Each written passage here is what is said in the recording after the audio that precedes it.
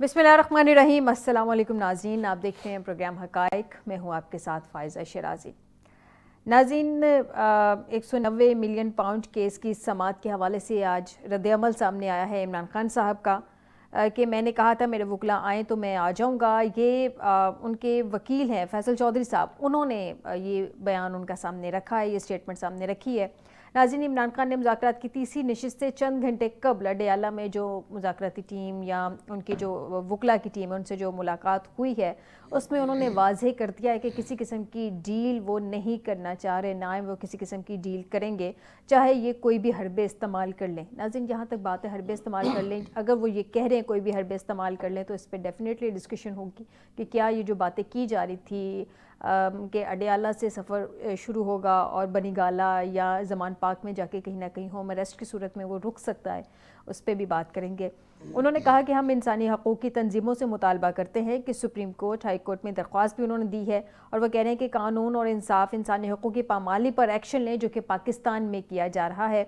और उन्होंने कहा कि अगर हमारी कहीं सुनवाई नहीं होती है, बहुत सारी उन्होंने एप्लीकेशंस के हवाले से भी बात की है कि दी हुई है हमने, लेकिन उनकी सुनवाई नहीं होती। खान साहब के मुताबिक नाज़रीन, बैनुल-अक़वामी फ़ोरम्स पे आवाज़ बुलंद करने के सिवा कोई दूसरा रास्ता मौजूद नहीं है। इस हवाले से आलमी इंसानी हकूक़ के इदारों को एक ख़त भी लिखूँगा, ये भी खान साहब का कहना है, ताकि बेकसूर शहरियों की सुनवाई हो। और मेरा ओवरसीज़ पाकिस्तानियों से भी मुतालबा है कि इस हवाले से अपनी आवाज़ बुलंद करें। खान साहब का ये मौक़िफ़ नाज़रीन अपनी जगह पे बहुत ज़्यादा सवालात खड़े करता है। क्या उनको सिर्फ इसी बात पे जो है वो भरोसा रह गया है कि बैनुल-अक़वामी जो फ़ोरम्स हैं उन्हीं पे आवाज़ बुलंद की जाएगी तो कोई सुनवाई होगी या कोई बेहतरी होगी? तो क्या जो हमारे इस वक्त मुल्क के फ़ोरम्स हैं उस पे उनको कोई उम्मीद नहीं है? हालांकि दूसरी जानिब मुज़ाकराती टीमें भी बैठी हुई हैं, इस तरह की बातें भी सामने है सबके कि इनकी बैकडोर मुज़ाकरात भी चल रहे हैं। बुशरा बीबी का नाम भी फ्लोट किया जा रहा है। अब वो हकीकत है नहीं हकीकत, तरीके हिसाब से तो लोग इस बात को डिनाइल दे रहे हैं, लेकिन बहुत बावसूख ज़राए से भी ये बातें सामने आ रही हैं। बावसूख जो हैं बहुत ज़्यादा सहाफ़ी वो भी इस बात को कन्फर्म करें और ये भी बता चुके हैं कि 4 सिटिंग्स हो चुकी हैं। मेरे ही प्रोग्राम में 2 दिन पहले ये कंफर्म हुआ कि 4 सिटिंग्स हो चुकी हैं बुशरा बीबी की। अब इसमें क्या ये हकीकत है नहीं है, इस सब पे बात करेंगे आज के प्रोग्राम में। नाज़रीन, इस सब के अलावा वज़ीर कानून का एक दावा है जो सामने है कि पीटीआई ने एग्जेक्टिव ऑर्डर के ज़रिए कैदियों की रिहाई का मुतालबा किया है। नाज़रीन, कैदियों की रिहाई जो होती है, चाहे वो डील के नतीजे में हो, ढील के नतीजे में हो, या मुज़ाकरात के नतीजे में हो, या अंडरस्टैंडिंग के नतीजे में हो, होगी अदालती तरीके से ही। ये एग्जेक्टिव ऑर्डर के ज़रिए ये तरीके साफ क्या चाह रही है, किस तरह से उनके कैदियों की रिहाई हो, इस सब पे बात करते हैं आज के प्रोग्राम में। क्योंकि राना सनाउल्लाह साहब क्लियर कह चुके हैं कि पीटीआई सियासी कैदियों की फहरिस्त दे, फिर हम जवाब देंगे। अब ये अभी इतने दिन हो गए, तकरीबन 1 महीना तो हो गया है कि अभी तक इन्होंने अपने 2 मुतालबा जो थे वो इन रिटर्न देने में इतना टाइम लगा दिया, तो क्या ये जो फहरिस्त है उसमें कितना टाइम लगेगा? 31 तारीख की डेडलाइन भी साथ साथ चल रही है और इसके अलावा सिविल नाफरमानी की तहरीक भी साथ साथ चल रही है। बात करते हैं आज के प्रोग्राम का आगाज़ करते हैं। आपको बताएं कि स्टूडियो में हमें ज्वाइन किया अब्दुल्ला मलिक साहब हैं, सीनियर एनालिस्ट हैं। बहुत शुक्रिया मलिक साहब आपका हमें ज्वाइन करने के लिए। मुस्तफ़ा कमाल पाशा साहब, सीनियर एनालिस्ट, बहुत शुक्रिया पाशा साहब आपका हमें ज्वाइन करने के लिए। आज़म चौधरी साहब, सीनियर एनालिस्ट, बहुत शुक्रिया चौधरी साहब आपका भी हमें ज्वाइन करने के लिए। सबसे पहले तो मैं जानती हूँ चौधरी साहब से। चौधरी साहब, मुझे ये बताइए, ये जो आज बात की जा रही है कि क्या इससे हम ये तासुर लें कि बानी पीटीआई को सिर्फ दाखिली ऑप्शंस महदूद करने पे या दाखिली ऑप्शंस पे उनको लग रहा है कि जैसे कोई ऑप्शन नहीं है, कोई फोरम ऐसा नहीं है जिस पे उनकी आवाज़ जो सुनी जा सके, और वो चाहते हैं कि बैनुल-अक़वामी फोरम्स हैं वहाँ पे आवाज़ बुलंद हो? क्या यही ऑप्शन एक रह गया है पीछे तमाम मसाइल के हल के लिए? शुक्रिया फैसला। पाकिस्तान की जो जुडिशरी के जो हालात है और बिलखुसूस 26वीं आईनी तरमीम के बाद है, तो आपने देखा है कि जुडिशरी बिल्कुल आपको यकतरफा उसके इक़दाम, उसके फैसले नजर आ रहे हैं। और इस वजह से जब उनका एतमाद शेक हो जाए जुडिशरी के ऊपर, तो जाहिर है वो किसी दूसरे फोरम पे जाएंगे। क्योंकि इस वक्त अगर मुज़ाकरात को लेके हम देखें तो मेरा ख्याल है कि मुज़ाकरात के अंदर से भी कुछ नहीं निकलना। दूसरी बात यह है कि आपने अपने इंट्रो में एक बात की तो क्या बैकडोर के मुज़ाकरात चल रहे हैं, तो इमरान खान साहब जितने आउटस्पोकन हैं, हर चीज को वो फौरन बात कर देते हैं। अगर कोई ऐसे बैकडोर, कोई ऐसे डायलॉग चल रहे होते तो खान साहब ने कहीं ना कहीं उसका इजहार कर देना था, क्योंकि वो छुपाते नहीं है, उनके पेट में बात छुपती नहीं है। तो मेरा ख्याल है कि बैकडोर ऐसी बात नहीं है, मुज़ाकरात नहीं है। हाँ, ये एक अच्छी डेवलपमेंट जरूर है कि वो सियासतदानों के साथ बैठी है पीटीआई, क्योंकि पहले तो पीटीआई के हवाले से ये था कि पीटीआई कोई सिर्फ एस्टेब्लिशमेंट के साथ बैठेगी, ताकतवर लोगों के साथ मुज़ाकरात करेगी, सियासतदानों के साथ नहीं करेगी। लेकिन अब अगर वो बैठ गई है तो वो 4 अपने मुतालबात से, जिनमें उनका देखें सबसे पहले वो कहते थे मैंडेट की वापसी, 26वीं आईनी तरमीम का खात्मा, उसके बाद जुडिशल कमीशन और असीरान की रिहाई। और वो अगर 4 से 2 पे आ गए हैं और 2 में से भी अब उनका फोकस सिर्फ एक मुतालबा है कि आप जुडिशल कमीशन बना दें, क्योंकि असीरान की जो रिहाई का मामला, बहुत सारे लोग अभी सजाएं पूरी करके बाहर आ गए हैं, कुछ लोग जमानतों पर भी रिहा हो रहे हैं, तो इस वक्त वो जुडिशल कमीशन के ऊपर खड़े हैं। तो अगर आप देखें कि गवर्नमेंट के जो हालात हैं, तो गवर्नमेंट कैसे जुडिशल कमीशन वाली बात भी मान सकती है। बेशक इस वक्त जुडिशरी सारी गवर्नमेंट के कंट्रोल में है, इसके बावजूद गवर्नमेंट को एतमाद नहीं है कि जुडिशरी को ऐसा फैसला दे जो इस गवर्नमेंट को सपोर्ट करे, क्योंकि जब 9 मई और 26 नवंबर के तमाम मामला की जुडिशल इंक्वायरी की जाएगी तो उसमें बहुत सारी चीजें ऐसी भी खुल जाएंगी जो हुकूमत के लिए शर्मिंदगी का बायस भी बनेगी, और हुकूमत के पास जो इखलाकी जवाब है हुकूमत करने का, शायद वो भी कमजोर हो साहब जाए। एक बात को और भी कंफर्म कीजिएगा, आप बड़े जो है वेल अवेयर्ड सहाफ़ी है माशाल्लाह, मुझे एक और बात कंफर्म कर दें। मुझ तक कुछ दिन पहले ये इत्तला पहुंची थी कि 9 मई तो हो सकता पॉसिबिलिटी है कि जुडिशल कमीशन की तरफ मामला जाएं, या शायद इस पे आमादगी है कि हल्कों में कि इस पे जुडिशल कमीशन बन जाए, लेकिन 26 नवंबर पे एट एनी कॉस्ट किसी भी तरह से कमीशन नहीं बनेगा। इसमें किसी हद तक आपके पास इत्तलात हैं तो कंफर्म कर दें। देखिए मेरे पास कोई ऐसी इतलात नहीं है, लेकिन मैं जो कि एक वर्किंग जर्नलिस्ट हूँ, मुझे भी थोड़ा सा अंदाजा है। मेरा नहीं ख्याल कि ये 26 नवंबर के ऊपर ऐसा कोई जुडिशल कमीशन बने जो चीजों को खोल दे और इस हुकूमत के लिए मिसाइल खड़े हो जाए, क्योंकि 26 नवंबर और 9 मई को अगर हम देखें तो उसमें ठीक है कुछ लोग जरूर मुलव्वस होंगे 9 मई के अंदर, लेकिन ये भी एक हकीकत है कि पुलिस ने बहुत सारे बेगुनाह लोगों को उसके अंदर मुलव्वस किया। इसी तरह 26 नवंबर को अगर उन लोगों के पास कोई असला लेके आते, मुसल्ला होते, गोली चलाते, उसके जवाब में स्टेट की जानिब से गोली चलाई जाती तो जवाब था, लेकिन ऐसी चीज हमें नजर नहीं आई। ये सिर्फ एक तरफा फायरिंग है। अगर जुडिशल कमीशन जितनी भी गवर्नमेंट की सपोर्ट दे, लेकिन हकायक तो उसको बताने पड़ेंगे, तो वो हकायक जो है वो हुकूमत के लिए भी बर्दाश्त करने मुश्किल हो जाएंगे। दुरुस्त फरमाया। पाशा साहब से जानते हैं, पाशा साहब बैनुल अक़वामी फोरम्स पे आवाज़ बुलंद करने के अलावा कोई दूसरा रास्ता नहीं है। इमरान खान साहब ने आज ये अपने वकला से बात की तो उसमें उन्होंने ये स्टेटमेंट रखी है, सर क्या बानी पीछे को तमाम दाखिली ऑप्शंस बंद दिखाई दे रहे हैं?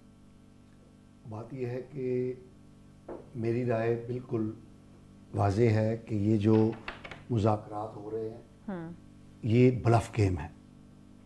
हुकूमत भी संजीदा नहीं है कि मुज़ाकरात कामयाब हों, क्योंकि हुकूमत इस वक्त बेहतर पोजीशन में है और वो तामीर व तरक्की की तरफ आगे बढ़ रही है। जो मसाइल थे मुआशी सतह पर, सफारती सतह पर, वो खासी हद तक हुकूमत ने उन पर काबू पा लिया है। मुआशी मसाइल पे हुकूमत ने काबू नहीं पाया। नहीं, ये माने या ना माने, अगर एस्टैब्लिशमेंट ऑन बोर्ड ना होती या एस्टैब्लिशमेंट कोशिशें ना करती, आर्मी चीफ कोशिशें ना करते, तो हुकूमत से तो माशियत नहीं संभाली जा रही थी। तो बात ये है कि हुकूमत का हिस्सा ही है ना ये हमारी जो एस्टैब्लिशमेंट है, वो एक सफा है। आउट ऑफ द वे जाके एस्टैब्लिशमेंट ने कोशिशें की हैं। हमेशा एक बात याद रखिएगा, एस्टैब्लिशमेंट हमेशा कानूनी तौर पर, आईनी तौर पर हुकूमत वक्त के साथ होती है। इसी एस्टैब्लिशमेंट ने इमरान खान साहब को, ठीक है, इसलिए ये जो वो बनी है investment facilitation council special SIFC, ठीक है, उसको जाहिर है वो आर्मी ही उसको चला रही है, हमारे आर्मी चीफ ही, और उसके नतीजे के अंदर बहुत सारे मामलात जो हैं वो बेहतर हो रहे हैं। तो जैसे कैसे भी है, जो मुश्किलात का वक्त था हुकूमत ने वो गुजार लिया है और हुकूमत के इत्माद में इस थोड़ा सा इजाफा हुआ है। तो इसलिए हुकूमत भी ये जो मुज़ाकरात है ये ब्लफ के तौर पे कर रही है, उसकी कामयाबी उसके मतमा नज़र नहीं है। दूसरा ये है कि इमरान खान की जो स्ट्रीट पावर थी, जो उनका एक बहुत बड़ा हुआ था, वो 6 कॉलें देने के बाद 26 नवंबर को उन्होंने अपनी बुशरा बीबी को भी लॉन्च करके देख लिया, तो उसका कोई नतीजा नहीं निकला। हुकूमत जो है वो झुकी नहीं है, लेकिन हुकूमत को एक्स्ट्रा ऑर्डिनरी एफर्ट्स करनी पड़ी, अवाम को तगी का सामना करना पड़ा, पूरा मुल्क बंद कर दिया, पूरा मुल्क बंद कर दिया हुकूमत ने। लेकिन हुकूमत ने बहरहाल उनके इन मुजाहिरों को नाकाम बना दिया। फिर जो एक तुरप का पत्ता इमरान खान साहब ने फेंका था सिविल नाफरमानी का, तो उसका जवाब भी आ गया है कि 39% जो रिमिटेंसेज हैं उनमें इजाफा हो गया, स्टेट बैंक की रिपोर्ट आ गई है, तो वो भी पता उनका कामयाब होता हुआ नजर नहीं आ रहा है। तो हुकूमत अपेरेंटली जो है वो कंफर्टेबल जोन में है, उसको मुज़ाकरात से कोई दिलचस्पी नहीं है। अब दूसरी तरफ इमरान खान साहब ने ये इन चोरों, डाकुओं, लुटेरों के साथ बैठने का जो फैसला किया है उससे भी उनकी एक कमजोर पोजीशन जो है वो जाहिर होती है। ये कोई सियासी तौर पे अच्छा फैसला नहीं है उनका, उनकी सियासत का महवर और मरकज ही ये रहा है। पाशा साहब, इसका एक और एंगल भी है, मैं ऐड करती जाऊँ, फिर मैंने मलिक साहब की तरफ भी जाना है। इसका मेरे ख्याल में एक एंगल ये है, चूंकि हर दफ़ा ब्लेम गेम तरीके इंसाफ के सर पे जाती थी कि ये लोग ना तो बैठते हैं ना बात करते हैं। जो भी वक्त की हुकूमत है वक्त है, चाहे फॉर्म 47 की 45 की जो भी उस पर एलिगेशंस लग रहे हैं उनके साथ बैठती नहीं है। तो मुझे पर्सनली ये लगता है कि अपने ऊपर से ये ब्लेम गेम एक तरह की ख़त्म करने के लिए निकलना, शायद मुज़ाकरा से निकले कुछ ना, लेकिन वो बैठ के अपने ऊपर से ब्लेम ख़त्म करना चाहता है। नहीं जी, हमने बैठ के भी बहुत दुरुस्त बात कही कि शायद ये ब्लेम ख़त्म करने के लिए, लेकिन ब्लेम तो अब भी उन्हीं पे आ रहा है ना कि कामयाबी की नाकामी का जो है 22 दिन हो गए हैं अभी तक वो एजेंडा दे देंगे, कल दे देंगे, मतलब 22 दिन तो गुजर गए ना, 22 दिन हो गए। और अब आप देखें दूसरी तरफ हुकूमत भी कमजोर है इस हवाले से। 3 तारीखें आई है उनने उसका 190 मिलियन केस का फैसला सुनाने की, 3 दफा मुलतवी हुआ है। अब तीसरा दौर शुरू, फैसला आने को खुद ही तैयार, मैं वही कह रहा हूं, तीसरा दौर होना है किस तारीख को, 16 को, और 17 को डेट है फैसला सुनाने की।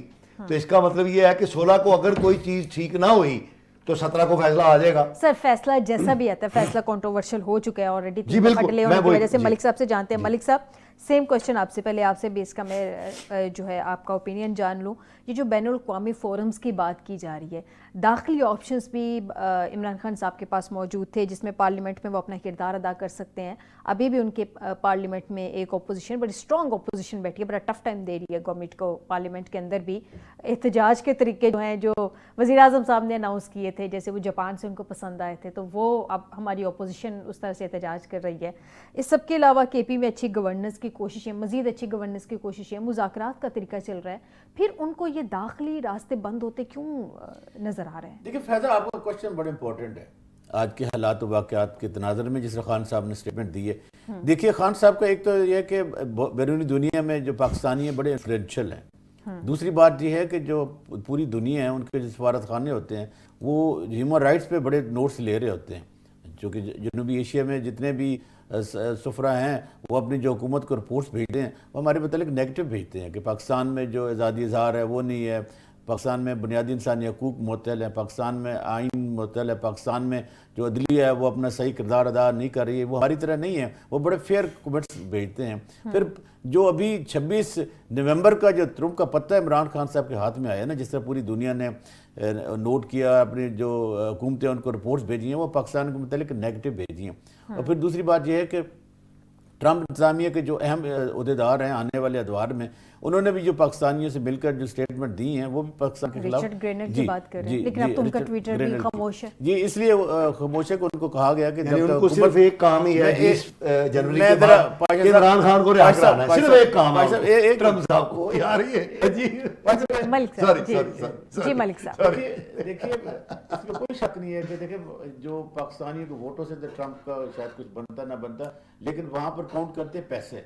पाकिस्तानी जो इन्फ्लुएंशियल हैं, जो डॉक्टर तंजीमें हैं, जो और तंजीमें हैं, उन्होंने बहुत पैसा लगाया है ट्रम्प की कैंपेन में, सिर्फ इमरान खान को छुड़ाने के लिए। वो बड़ा मैटर करता है और वह पाकिस्तानियों की अच्छी खासी तादाद है। दूसरी बात यह कि न सिर्फ उन्होंने बल्कि कैमला हारिस की कैंपेन में भी पाकिस्तानी, अगर ये जीत गई तो फिर इससे, लेकिन लॉबी तो उन्होंने बनाई है और वहाँ पर ये असूल है कि वहाँ पर जो बाकायदा लॉबिंग फर्में होती हैं वो हायर की जाती हैं और वो आपके लिए लॉबिंग करती हैं। इस सेंस में पाकिस्तानी जो PTI वाले लोग हैं उन्होंने काफ़ी अच्छी उन्होंने की। अब दूसरी बात यह थी कि पाकिस्तान में जो मुज़ाकरात हो रहे हैं हुकूमत और PTI के दरमियान, ये आपने जैसे कहा कि ये आई वॉच है, इसलिए कि जो 9 मई और 26 मई के 26 नवंबर के जो वाक़यात हैं, 9 मई वाला खसूसन, वो तो सीधा साधा इस्टेब्लिशमेंट क्वेश्चनएबल हो जाती है और वो हुकूमत के बस की बात नहीं है कि हुकूमत 9 मई पे कोई कमीशन बना सके या कोई JIT तश्कील दे दे ना 24 नवंबर पे। मलिक साहब ये भी नहीं था कि मुज़ाकराती टीम की एक मुलाकात ही करवा दे। जी, वो आप सही कह रही हैं। इसलिए पीटीआई को भी मालूम है कि मुज़ाकरात में निकलना कुछ नहीं है, और मुज़ाकरात चूँकि दो शख्सियात के दरमियान हो सकते हैं,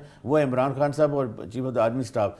ये इदारे और शख्स का तल्लक नहीं है, ये सिर्फ और दो शख्सियात का तो ये नहीं कहा जा सकता कि डायरेक्टली गवर्नमेंट के साथ, इनडायरेक्टली एस्टेब्लिशमेंट के साथ हो सकता है कि देखिए इस वक्त गवर्नमेंट पे प्रेशर तो है, कोई शक नहीं है अमेरिका की तरफ से, चूँकि जो उनके साहब का सफ़ीर थे उन्होंने गवर्नमेंट को ये कन्वे किया था कि आने वाली इंतज़ामिया आपको टफ टाइम दे सकती है, तो लिहाजा 20 जनवरी को तो आप छोड़ दें। लेकिन आपने ये जो बात की है ना अदलिया वाली, देखिए 26 जो हमारी 26 आईनी तरमीम हुई है, इसके बाद हम ये समझते हैं और ये लीगल फैकल्टी भी समझती है कि पाकिस्तान की अदलिया वो कंप्रोमाइज़ हुई है, और 26 आईनी तरमीम के बाद एक मखसूस मकासद के लिए इसको इस्तेमाल किया जा रहा है। और जो हमारे इस्लामाबाद हाई कोर्ट के चीफ जस्टिस, उनके मतलब भी ये कहा जाता है कि वो भी कंप्रोमाइज़ हैं। सर वो लगता है ना मलिक साहब, अगर हम फैक्चुअल रियलिटी देखें, मैं चौधरी साहब की जानब भी आऊँगी, फैक्चुअल रियलिटी देखें चौधरी साहब, तो क्या 26वीं तरमीम के बाद हमारी अदलिया जो कहा जा रहा है, वकला भी कह रहे हैं, लॉ एक्सपर्ट सारे कि हमारी अदलिया कॉम्प्रोमाइज़ हुई है, क्या नहीं हुई है?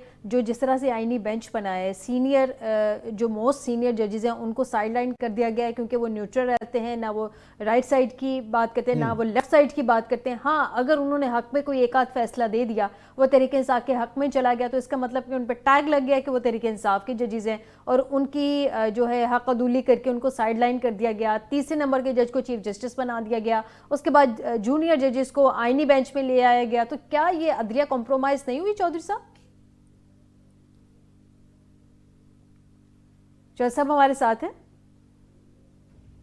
क्लियर स्टांस है इसमें कि जो काम जी गैर कानूनी और गैर आईनी तरीके से किया जाए वो दुरुस्त कैसे हो सकता है। आपने 26वीं आईनी तरमीम करने के लिए एमएनए को अगवा किया, उनकी फैमिली को डराया धमकाया, और उसके मकसद क्या है कि एक आईनी तरमीम कर रहे हैं।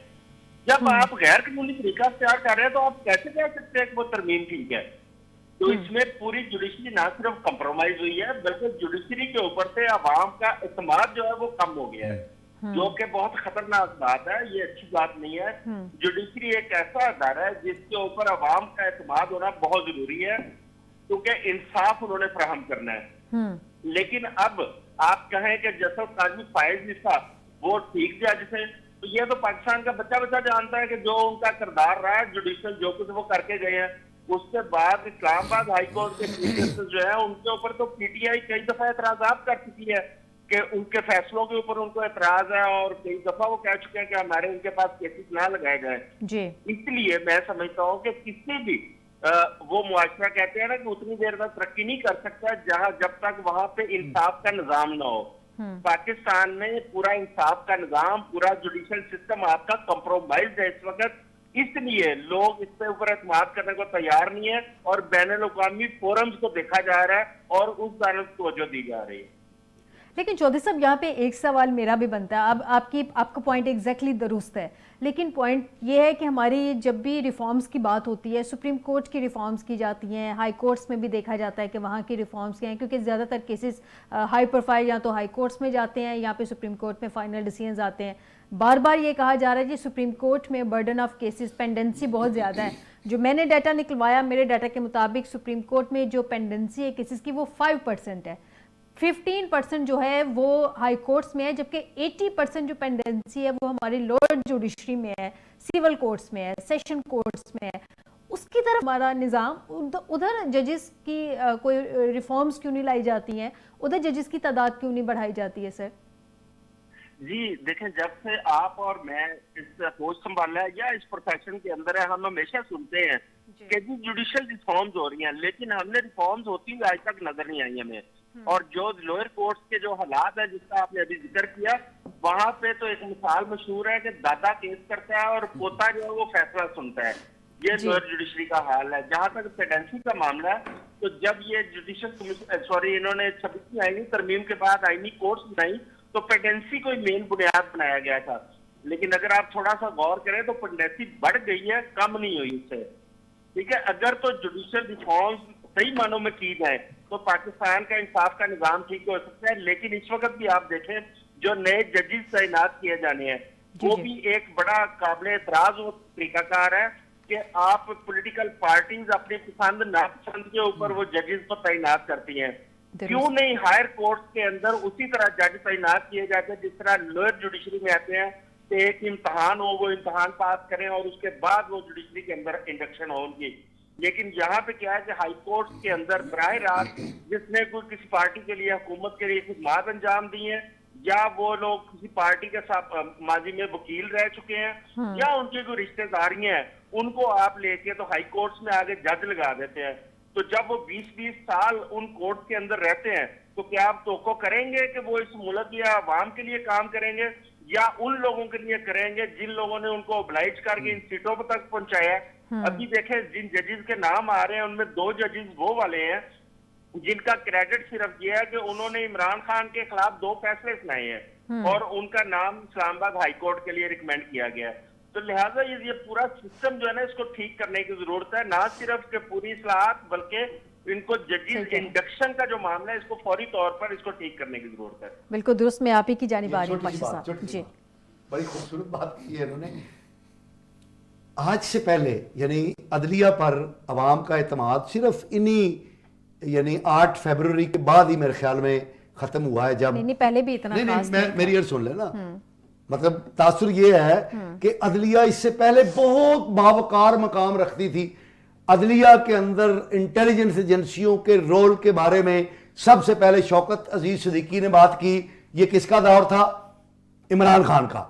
और उस शौकत अजीज सिद्दीकी के साथ क्या सलूक हुआ इमरान खान के दौर के अंदर? फिर रेफरेंस दायर उसके खिलाफ किया, उसको नौकरी से निकाला इमरान खान के दौर के अंदर। उस वक्त अदलिया बहुत आला थी और अब जो है अदलिया बेतौकीर हो गई है। और पहले जो है अदलिया पर अवाम का बेपनाह एतमाद था। पहले जो अदलिया थी इमरान खान के दौर के अंदर, वो मक्के मदीने से जज वो वकील आते थे, हज करके आते थे, आबे जमजम में नहा के आते थे, तो उनको जज बनाया जाता था। अजीब बातें आप कर रहे हैं। 26वीं तरमीम जिस पर मैं उसकी हमायत या उसकी मुखालफत नहीं कर रहा, 26वीं तरमीम के लिए जो पार्लिमान की कमेटी बनी थी उसके 10 इजलास हुए थे, जिसके 9 इजलासों के अंदर पीटीआई के मेंबरान जो हैं वो शरीक होते रहे और उन्होंने 26वीं तरमीम को ड्राफ्ट करने के अंदर मुकम्मल तौर पर हिस्सा लिया। पाशा साहब वो तो हुए थे फजलुर रहमान साहब के साथ, हुकूमत के साथ उनकी सिटिंग ना ना ना, वो फजलुर रहमान साहब के साथ वो भी जाया करते थे, उनके मेंबरान शामिल थे उस कमेटी के अंदर। नहीं एक मिनट, तो अब जब वो तरमीम मंजूर हो गई है पाशा साहब, जब ये तरमीम, पाशा साहब एक पॉइंट ले लें, जब तरमीम मंजूर हो गई पाशा साहब ये तरमीम जब पहली दफा मंजूर होने लगी थी तो आपको याद होगा, आप समेत मुझ समेत सारे हम टीवी पे देख रहे थे, आधी रात को जो है वो ये तरमीम मंजूर करवाने जाने लगे थे। आपके लॉ मिनिस्टर ने कहा था मुझे अब तरमीम का मुसवदा मिल गया, अंदर जाते उन्होंने सहाफी से कहा था वो तरीकेकार के मुतालिक किसी को पता भी नहीं था, किसी को पता नहीं था। जितने एमएनए से उस दिन मेरी बात हुई है वो सारे कह रहे थे हमें नहीं पता, हम सिर्फ यहाँ पे वोट देने आए। तरीकेकार के मुतालिक आप कह सकती हैं कि हुकूमत ने जो तरीकेकार इख्तियार किया था वो ट्रांसपेरेंट नहीं, मुसवदे का पता ही किसी को नहीं था। फजलुर रहमान साहब ऑन रिकॉर्ड कह चुके हैं कि मुसवदा नहीं पता, बिलावल साहब कह रहे हैं उनको अलग मुसवदा दिया गया, फजलुर रहमान साहब को अलग मुसवदा दिया गया। जजेस का चुनाव होने जा रहा है, जिसके ज्यादा वोट होंगे वो जज बन जाएगा। पहले जज कहां से आते थे? पहले जज किस पूल से आते थे? वकला के पूल से। अब भी जज वकला के पूल से आ रहे हैं। अब ऐसा तो पहले चुनाव का तरीकाकार मुख्तलिफ हो गया ना, ये आप कह सकते हैं। नहीं वही वकील है, अब सियासी बैकिंग वाले लोग आएंगे। पाशा साहब एक और सवाल का जवाब दे दें। आपने इमरान खान साहब की हुकूमत की बात की है, सारी हुकूमतें एक जैसी है मेरे ख्याल में, लेकिन मुझे ये बता दें कि ये जो PDM 1 का दौर गुजरा था, अभी तो मेरे ख्याल में PDM 2 की गवर्नमेंट है, फिर सारी खिचड़ी पकी हुई है, सारे अलायंस बैठा हुआ है। PDM 1 के दौर में हमारी अवाम को तो किसी भी दौर में शायद अदलिया पे इतना एतमाद ना रहा हो, हुकूमत को एतमाद था अदलिया पे? बात ये है फैसला 3-2 की मेजोरिटी से आता था, बाहर आके हमारे लॉ मिनिस्टर कहते थे कि जी 4-3 की मेजोरिटी से फैसला आ गया। सर एग्रीड, आपकी बात बिल्कुल दुरुस्त है। हमारे यहाँ अदलिया तो उस दिन से जवाल का शिकार है जिस दिन मौलवी तमीजुद्दीन ने माने ना आप खिलाफ किया। उस दिन से अदलिया का रवैया, अदलिया उस दिन से कंप्रोमाइज्ड है। हमारी इंटेलिजेंस एजेंसियां कि इसको रिफॉर्म्स करें ना, बेहतर लेके इसको मजीद गिराए नहीं। ये जो अभी 26वीं तरमीम के जरिए रिफॉर्म्स हुई है इसमें मजीद कंट्रोवर्शियल कर दिया अदलिया। मैं आपसे एग्री करता हूं कि ये कहना कि अदलिया की बेतौकीरी अब बहुत ज्यादा है, नहीं। अब इस रिफॉर्म्स के जरिए हुई ज्यादा है हो गई, सर, अब ज्यादा ज्यादा हो हो गई। गई है। देखें, ये वही अदलिया है जो जनरल जियाउल हक के मार्शल लॉ को वैलिडेट करती इसीलिए रही कह रहे हैं है। ना, ये वही इसीलिए अदलिया है जो जनरल मुशर्रफ को उन्होंने आइन में तरमीम करने की इजाजत दे दी। आप अपनी बात की खुद ही नफी कर रहे मैं हैं ना वही फिर। कह रहा हूं, तो अदलिया पहले भी ऐसी थी, अदलिया बेतौकीर थी। मलिक साहब से जानते हैं। जी मलिक साहब। देखिए जो चोई साहब ने जिन बातों का आता कि मैं बिल्कुल उनकी बातों से एग्री करता हूँ। देखिए नहीं, आप चूंकि आप दो राय ले रहे हैं। देखिए पाकिस्तान में जो अदलिया, दुनिया में जो पाकिस्तान की अदलिया का जो रेटिंग है वो बहुत कम है। हम 145-46 नंबर पे आते हैं 39वें नंबर जी। तो अब आपने हाल ही में देखा कि जिन जजेस को अपॉइंट किया गया था, जिससे सरदार तारिक वगैरह को दोबारा काजी फईज साहब लाए थे, इसलिए लाए थे पेंडेंसी पड़ी है। तो पेंडेंसी बजाय ख़त्म होने के बढ़ी है, और जो उसके बाद अदलिया कंट्रोवर्शियल हुई है। काजी फाइज़ा साहब के दौर में तो आपने देखा होगा कि बाकायदा तौर पर पीटीआई ने कहा था कि हमारे ये केसेस सुने ही नहीं है, और कहा था कि साहब हमारे के बेंच दौर में से लगाया था कि ये हमारे केस ना सुने। ये बात ना करें आप। सुन तो लेना, साकिब निसार भी यही सुन कुछ तो करता लेना, रहा। नहीं सुन तो लेना, आप सुन तो ले। देखिए फायदा ठीक कह रही है कि पाकिस्तान की अदलिया का जो मेयार है, जो वकार है, मौजूदा हालात में गिरा है, इसलिए कि 26 तरमीम के बाद देखिए जो सीनियर तरीन जजेस है, मसलन मंसूर अली शाह साहब चीफ जस्टिस बनना था, उसके बाद जस्टिस मुनीफ साहब थे, उसके बाद याहिया अफरीदी साहब तीसरे नंबर पे आते थे। अब तीसरे नंबर वाले को आपने पहले पे लगा दिया और दो जजों को बाईपास कर दिया। अच्छा, फिर बाईपास करने के अलावा मलिक साहब उन दो सीनियर जजेस को आपने आईनी बेंच में भी शामिल नहीं किया, बल्कि उनमें से और भी जो सीनियर जज थे उन इख्तिलाफ राय की बुनियाद पर, क्योंकि ये साइड पे करती है, ये चूंकि हुकूमत से इख्तिलाफ राय रखते हैं, मेरिट पे बात करते हैं, लिहाजा इनको आईनी जज नहीं लगाना। और एक ऐसे शख्स को जो चौथे नंबर पे था उसको आपने आईनी बेंच का सरबराह बना दिया, और ये बकायदा प्लान हुआ। ये बकायदा प्लान करके देखो, जब आप प्लान करते हैं कि ऐसे जजेस लगाए जाएंगे जो आगे ऐसे जजों का इंतखाब करेंगे जो हुकूमत के अंगूठा छाप होंगे। अब हमें जज नहीं चाहिए, अब हमें लोग वो चाहिए जो हुकूमत जैसे कहे वैसे काम करें। इसमें कोई शक नहीं है कि आजकल के अदवार में जो हमारी एजेंसीज हैं उनका रोल अदलिया में बहुत बढ़ गया, लेकिन फिर भी एक ऐसा, जैसे चर्चिल ने कहा था कि अगर तो हमारी अदालतें इंसाफ कर रही हैं तो फिर हम कहीं नहीं जाते, नहीं हमें शिकस्त नहीं होगी। तो ऐसा ही देखे, जब इंसाफ नहीं होता मुआशरे टूट जाते हैं। जी बिल्कुल। मुझे ब्रेक पे जाना है, नाज़रीन ब्रेक से वापस आते हैं, मज़ीद पे डिस्कस करते हैं, हमारे साथ रहिएगा।